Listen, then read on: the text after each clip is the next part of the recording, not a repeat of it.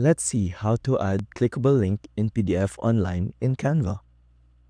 For this example, I'm going to choose poster. So we can choose any design we want. But for this example, I want to use this one. It's simple and I like frogs.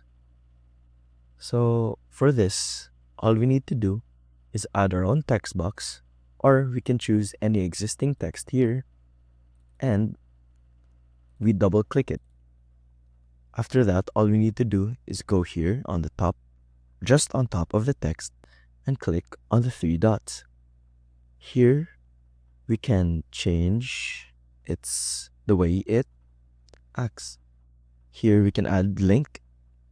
Let's say we want to redirect this to canva.com. Let's click done.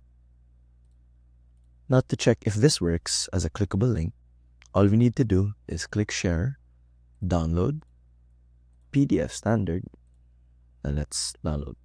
Let's just wait for this to download, then we'll check if it works. Let's check our downloads. It's done, so let's open it here. Next, we scroll down to where we put the link. Let's click on it, and it redirects us to Canva. That's it. That's how you add clickable link in PDF online in Canva. See you soon.